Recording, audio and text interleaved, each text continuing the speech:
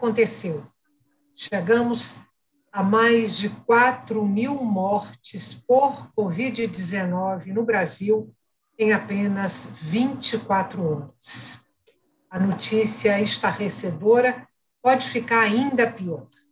Alguns especialistas acreditam que chegaremos a 5.000 mortes por dia se medidas restritivas não forem adotadas imediatamente em todo o território nacional. No programa de hoje, eu converso com Rafael Moreira, pesquisador da Fiocruz e professor da Faculdade de Medicina da UFPE.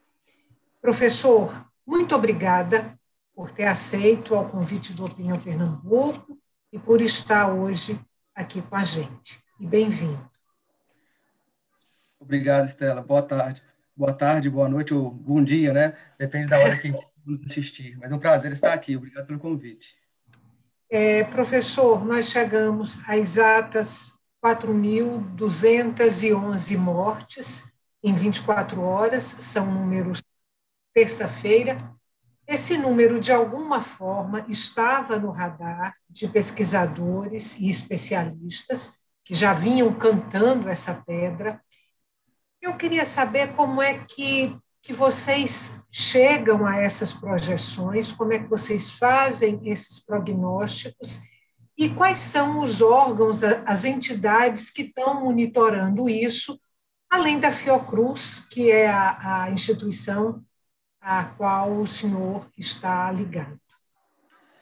Tudo bem, Estela. Então, cumprimentando novamente todos os nossos espectadores, toda a população, a sociedade realmente antenada, né, importando com essas informações que estamos vivendo nos últimos dias, especialmente no último boletim de ontem, né, que foi registrado um recorde, ou seja, aquele valor que estava sendo estimado, segundo algumas projeções, há cerca de uns 20 dias atrás, um mês atrás, ela se concretizou, né? Então, a gente alcançou ontem esse valor, esse número muito triste da pandemia, cerca de 4.200 óbitos.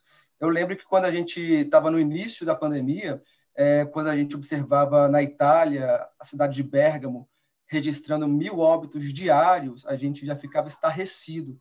E, no entanto, o Brasil está batendo recorde. Nenhum outro país alcançou essa marca. Os Estados Unidos alcançou 3.000 óbitos diários, mas 4.200 óbitos é um número muito estarrecedor, muito preocupante. E, ao mesmo tempo, a gente não consegue visualizar uma preocupação por parte de muitos gestores, por parte da sociedade como um todo, como se a Covid tivesse banalizada e esses números não causassem um impacto suficiente para a população se conscientizar, para as medidas públicas de auxílio emergencial serem mais eficientes, porque a gente está vivendo realmente uma verdadeira onda de óbitos, de vidas que estão sendo perdidas, vidas em todas as classes, mas com maior força nas classes mais vulneráveis, que se expõem mais para garantir o seu sustento. Então, esse valor que chegamos, esse número que alcançamos no último registro, foi realmente muito preocupante e, se nada for feito, podemos alcançar aquela projeção de 5.000 mortes, alcançamos 4.000 para 5.000, uma possibilidade muito, muito forte de estar ocorrendo. Isso deixa a gente muito preocupado. Essas projeções, elas são feitas baseadas nos registros, né, de óbitos ao longo dos dias. É como se a gente fizesse uma previsão do futuro baseado no que olhamos para o passado. Então, por meio da contagem de óbitos que vem ocorrendo, a gente determina a velocidade desses óbitos por dia e a gente imagina, se nada for feito, quantos óbitos teremos daqui a um mês. Então, foi esse o mecanismo utilizado para fazer essa projeção de 4.000 a 5.000 óbitos diários, se nada for feito, porque estava já naquela época, há cerca de um mês atrás, estávamos já observando os órgãos de monitoramento, os laboratórios de pesquisa, as próprias secretarias municipais e estaduais de saúde, na notificação do óbito, já estavam informando um aumento muito acelerado diário de óbitos. E, ao mesmo tempo, quando você associa outras variáveis que poderiam frear esse aumento acelerado, o que a gente observa é que, pelo contrário, essas variáveis fazem com que ocorra uma sinergia, aumente o número de óbitos. Então, a gente vê menor distanciamento social, medidas que não contêm aglomeração, não evitam aglomeração, medidas que não fiscalizam o uso de máscara, e a vacinação muito lenta são variáveis que entram nessa equação para tentar estimar esse número que a gente já alcançou, de 4.000 óbitos. O professor, a Fiocruz, o Observatório Covid-19 da Fiocruz, divulgou algumas recomendações que precisam ser tomadas para a gente tentar, se não virar esse jogo, pelo menos diminuir aí o tamanho da tragédia. São medidas como proibição de eventos em todo o país, suspensão de todas as atividades educacionais, toque de recolher nacional das 8 da noite às 6 da manhã, fechamento de praias e bares, trabalho remoto sempre que possível, barreiras sanitárias nacionais e internacionais, intervenção nos transportes coletivos e mais testes. Se esse conjunto de medidas não for adotado pelas autoridades, a tendência é que o número de casos, o número de internações e o número de óbitos continuem numa curva ascendente? É isso? É isso mesmo, Estela. É muito provável que isso ocorra, porque a gente tem um limite de atendimento. A gente não pode abrir leito de UTI eternamente, a gente não pode contratar profissionais de forma infinita, ou seja, acompanhando esse aumento crescente. Sem assistência em nível de UTI, de terapia intensiva, o que vai acontecer é cada vez mais observarmos aumento de óbitos na fila à espera da UTI. E isso é muito preocupante. Essas medidas que você muito bem citou, elas realmente são necessárias, são medidas que parecem um radicalismo, mas o número de óbitos é muito radical. Com esse número assustador, a gente não tem outra saída, a não ser realmente defendermos que todas essas medidas seriam tomadas a fim de evitarmos esse número crescente de óbitos. Não há dúvida de que esse número vai aumentar se não forem cumpridas essas etapas, essas normatividades. A gente chegou, infelizmente, no momento que, pela falta de vacina, pelo baixo número de doses que a gente recebe, que os estados, os municípios estão recebendo, é um grupo muito importante que vários estudos vêm demonstrando é um grupo etário que está sendo o responsável por segurar a pandemia, ou seja, por deixar que a pandemia continue aumentando cada vez mais, é o grupo da população jovem. Então, vários estudos têm demonstrado que pessoas jovens entre 20 a 39 anos são os grupos que mais cresceram a taxa de incidência da doença, que mais observaram o crescimento nessa taxa. Então, se a gente não tiver uma vacinação de bloqueio nesse grupo etário, a pandemia vai começar se renovando nessa faixa etária que está sempre exposta, porque o auxílio emergencial está cada vez mais reduzido. Medidas de controle, de proteção, como exigência de uso de máscara, transportes públicos superlotados, estão cada vez menos sendo empregadas, essas medidas de fiscalização, de controle. E a gente tem também um negacionismo da ciência. Então, parece que quando se coloca essas medidas, aparentam um radicalismo, e a gente vê muita fake news, muito negacionismo da ciência, e a gente vê um discurso oficial que mostra as pessoas como se fossem imortais, como se realmente fossem valentes, como se pudessem se expor, que realmente os jovens, no máximo, vão ter um sintoma leve. E não é isso que a gente está observando. A população jovem está sendo acometida e associada à nova variante, isso é muito preocupante. Professor, pelo que o senhor colocou aí, nesse ritmo de vacinação que a gente tem, a nossa única chance, então, é o lockdown nacional. Essa é a primeira pergunta. E a segunda, qual é o tempo necessário para um lockdown se fazer eficiente? Com essa carga de óbitos que o Brasil está enfrentando, essa carga de novos casos diários, com a maioria dos estados em alta, em tendência de alta, há mais de um mês observando esse tipo de cenário, o lockdown nacional já vem sendo defendido por vários especialistas que tem que ter uma coordenação nacional. quando você observa uma desarticulação, a população fica muito vulnerável e sujeita a governos que podem concordar ou não com o que a ciência vem dizendo. Então, você deixa muito solto as narrativas e aí você não tem uma certa credibilidade. Veja, pela primeira vez a gente vê o registro, a gente observa o anúncio das novas mortes, dos casos novos, sendo diariamente relatado pelo consórcio de imprensa, e não pelo Ministério da Saúde, que tradicionalmente é o órgão legítimo que deveria estar reportando esses casos. Mas está tão pulverizada a informação que todo dia somos bombardeados com um novo medicamento, com falácias dizendo que lockdown não funciona, sendo que as experiências dos outros países, até aqui de Araraquara, interior de São Paulo, mostrou que o lockdown mais rígido, mais intenso, reduziu pela metade o número de óbitos de internação. Então, a gente precisa de um lockdown coordenado nacionalmente, a gente precisa de uma coordenação e uma harmonização dos discursos para que eles não fiquem sujeitos a essa divergência. O vírus ele não é diferente de um estado para o outro, ele é o mesmo vírus. Então, é necessário que a gente tenha uma mobilização nacional que possa garantir.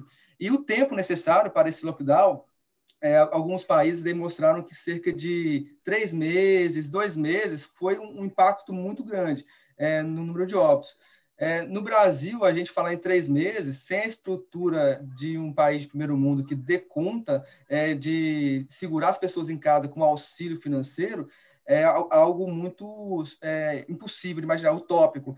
Mas podemos pensar num lockdown sério de 1 mês, com apoio de auxílio, com apoio empresarial também, para as empresas também não terem prejuízo. É necessário ter um apoio do Estado para que a saúde seja preservada. Deixar a população exposta, deixar a população livre para circular nas cidades, é como se estivesse autorizando a população a se contaminar e chegar na hora da UTI, não ter uma UTI esperando, não ter UTI com vaga. E pior ainda, vaga de UTI não é sinônimo de 100% de salvação, é apenas uma garantia a mais. A gente está observando pessoas morrendo na UTI e morrendo na fila de UTI. Então, é muito importante essas medidas, Estela. Professor, a gente vai fazer um intervalo agora, curtinho, e volta daqui a pouco para continuar essa conversa. Você que está em casa, não saia daí. O tema de hoje do Opinião Pernambuco é o avanço da Covid-19 no Brasil e as projeções que apontam aí o número de mortes por dia, que pode chegar a 5.000. Até já.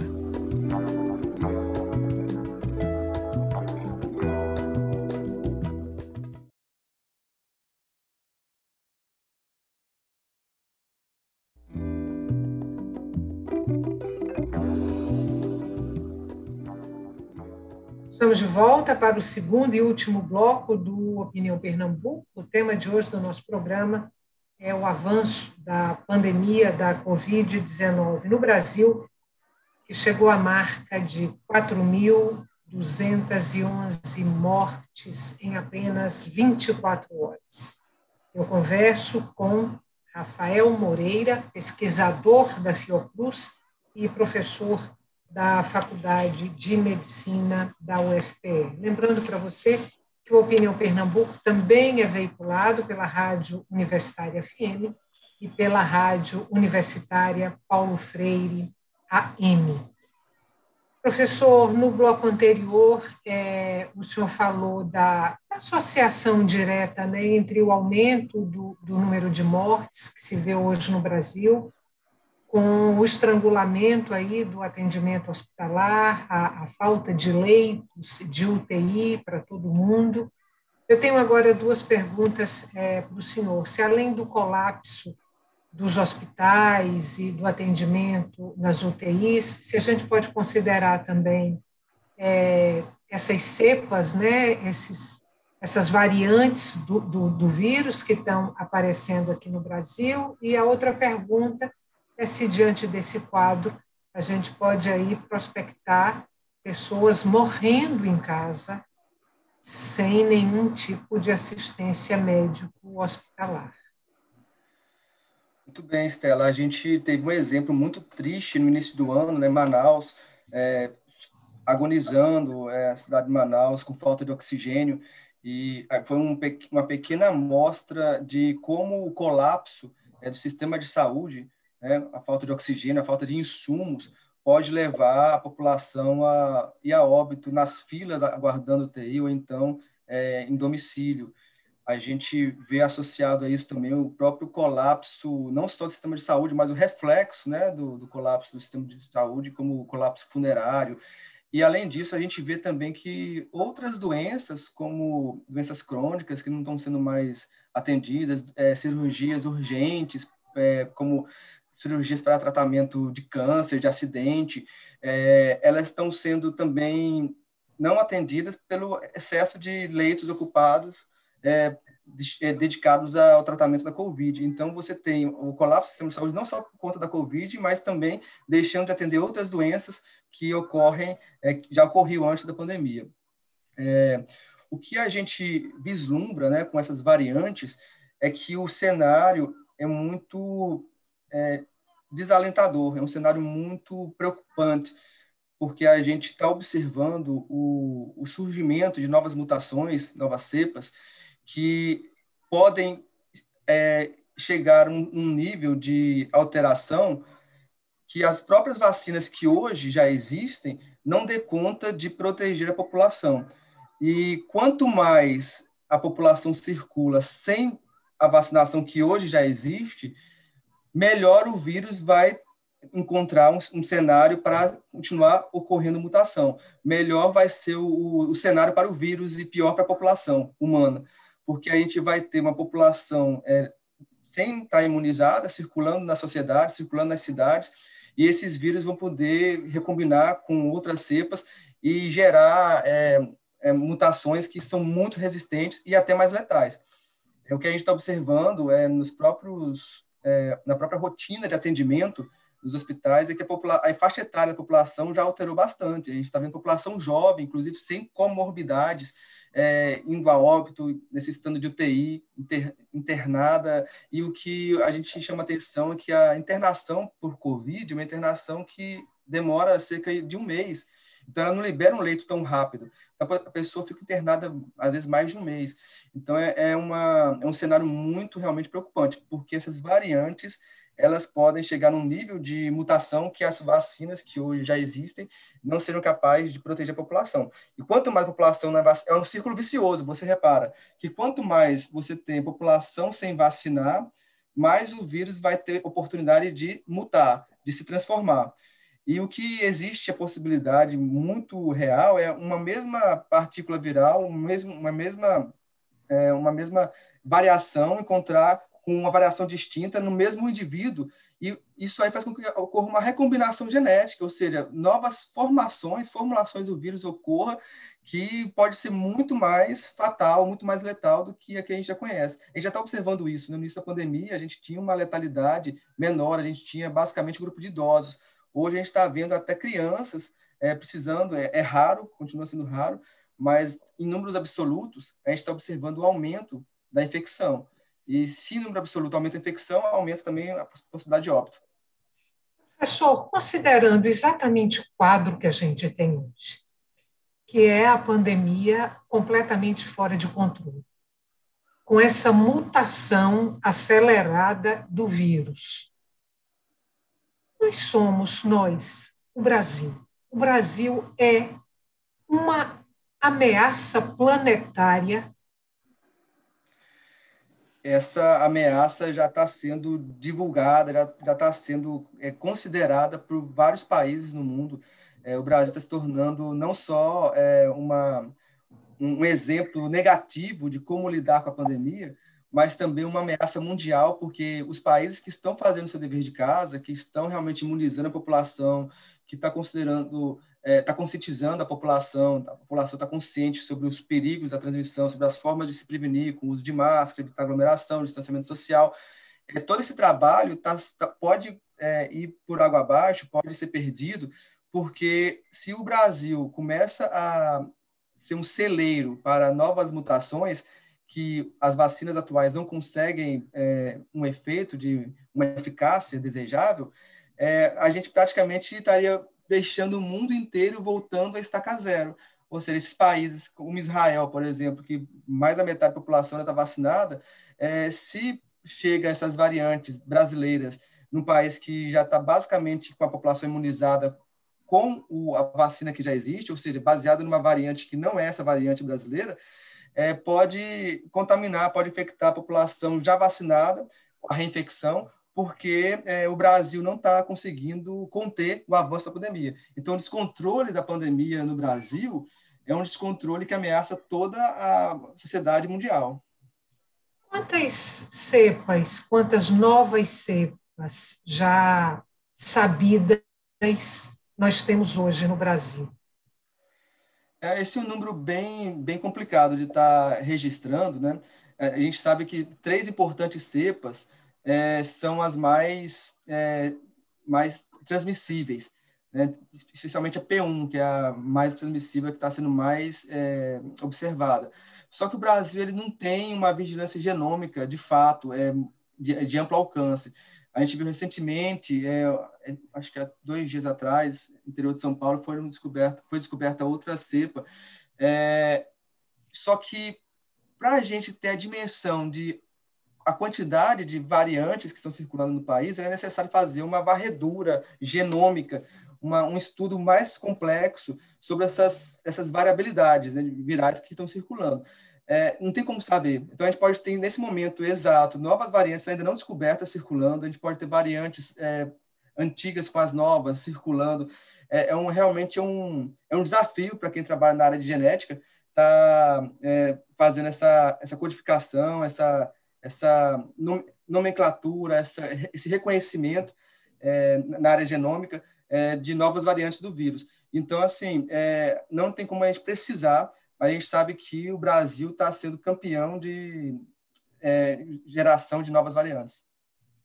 Bom, o senhor coordena um projeto aí para identificar fatores sociodemográficos e econômicos relacionados às mortes, aos óbitos provocados pela Covid-19. Eu tenho aí duas questões para o senhor. A primeira é se a gente pode considerar que a gente está migrando no Brasil de uma crise sanitária para uma crise humanitária. E a segunda pergunta, quais são os dados que o senhor considera mais relevantes, já mostrados, apontados por esse seu estudo, por esse seu trabalho? O estudo foi baseado na pesquisa que o IBGE realizou, a PNAD Covid, realizou no ano passado, entre março e dezembro do ano passado, e eu analisei o banco de dados do IBGE, especificamente no mês de maio, que era justamente na primeira onda, né, da Covid no Brasil, quando os casos começaram a aumentar de forma muito assustadora, e a população inteira estava muito mais consciente, porque é uma doença relativamente nova, hoje ainda é nova, mas a população, de certa forma, já está convivendo, né, com a doença. Então, nesse momento, o que a gente observou é algo que, de certa forma, expõe uma desigualdade social na própria apresentação dos sintomas. A pesquisa PNAD Covid do IBGE, ela não fez testagem, mas ela fez perguntas sobre a sintomatologia associada à Covid. E o que a gente observou, analisando esses bancos de dados, essas pessoas que foram entrevistadas por telefone pelo IBGE, é que os piores sintomas, ou seja, a manifestação de cerca de 11 sintomas, que era dor de cabeça, febre, falta de paladar, dor de garganta, aqueles sintomas bem típicos da Covid, eles estavam mais prevalentes em mulheres, então é questão de gênero importante, da maior exposição das mulheres, estava mais prevalente também, esses piores sintomas, em mulheres e pessoas adultas, não as pessoas idosas, pessoas adultas, na faixa dos 30, 40 anos, e também as mulheres pardas. Então, assim, você tem um grupo de risco, que são as mulheres jovens e pardas. E também a região norte e nordeste foi a que apresentou maior número de pessoas com os piores sintomas. Então, a gente vê que existe uma divisão aí geográfica, étnica, gênero, que acompanha a transmissão do Covid. Isso é preocupante, porque mostra que, embora a gente observe que tanto os leitos privados quanto os leitos públicos estão lotados, embora a gente sempre observe que população de maior renda também morre pela Covid, mas em proporções, né, relativamente falando, é um vírus que ele ataca com muito mais força a população vulnerável, porque ela não tem condições de se proteger como outras classes sociais. Então, isso aí é algo muito preocupante, porque se você tem uma população que não tem condições nem de comprar uma máscara, se não tem condições de se alimentar, então tem que realmente ir para a rua para buscar formas de sobrevivência. Populações que não têm como evitar um transporte público lotado. Isso aí gera uma preocupação que torna a pandemia socialmente seletiva. Então, é um erro falar que é uma doença democrática. Não, é uma doença que ela está colhendo os frutos da desigualdade social. E a vacinação, se ela, por acaso, ela correr o risco de ser privada, ela vai ser um grande risco para essa população mais carente. Por isso que nós defendemos a vacinação pública.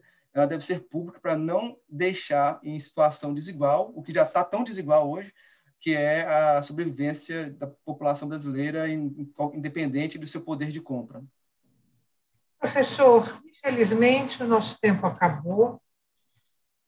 Lhe agradeço mais uma vez por estar aqui com a gente hoje, pelas informações preciosas que o senhor trouxe. Sucesso aí no seu trabalho e nós do lado de cá podemos pouco. É isso. Eu que agradeço, Estela, agradeço a oportunidade, é sempre muito importante a gente que está na ciência, que está na pesquisa, conseguir esse elo, né, de comunicação, conseguir essa interface com a população por meio dos canais da imprensa, do jornalismo.